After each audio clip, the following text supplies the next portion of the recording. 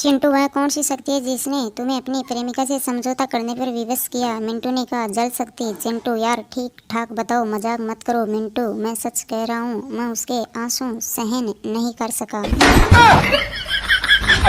मरीज डॉक्टर से बोला, साहब मुझे बहुत डर लग रहा है, यह मेरा पहला ऑपरेशन है। डॉक्टर मरीज से बोला, व्यर्थ ही डरे हो महाशय, मुझे देखिए मैं तो बिल्कुल नहीं डर रहा, मेरा भी तो यह पहला ही ऑपरेशन है।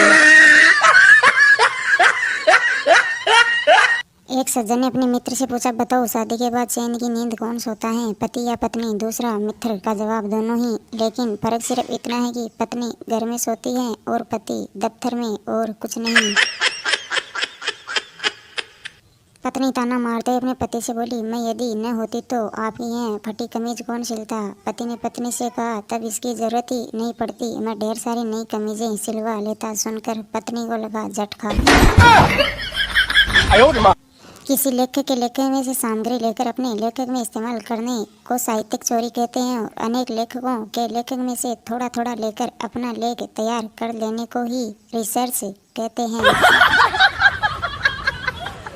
संता की साली उसकी बीवी से ज्यादा सुंदर थी, उसे इस बात को लेकर खुन्नस रहती थी। एक बार वह अपनी सास के यहाँ गया और बोला, जब आपके यहाँ रसगुल्ला था तो हमें दही बड़ा क्यों पकड़ा दिया? सुनकर सास हुई बेहोश। सोनू ने मोनू से कहा, शादी से पहले प्यार भरे वादे, शादी के बाद सिर्फ तकरार होती हैं। पहले मिलने को बेकरार रहते हैं, बाद में दिखे भी तो फटकार होती हैं। शादी करने से पहले सोच लेना, ऐसी बेवकूफ़ी ना बार बार होती है। अर्ज किया है कि महफिल में हमारे जूते खो गए तो हम कैसे जाएंगे? महफिल में हमारे जूते खो गए तो हम घर कैसे जाएंगे? किसी ने कहा, आप शायरी तो शुरू कीजिए, इतने मिलेंगे कि आप गिन नहीं पाएंगे। पति पत्नी से बोला, जिंदगी की शुरुआत ऐसे होती है, जैसे सूरज सुबह शाम समय, उसके बाद से सगाई, फिर सास ससुर साला साली आदि। तभी पत्नी गुस्से में बोली, और फिर सत्यानाश, पति हुआ शौक।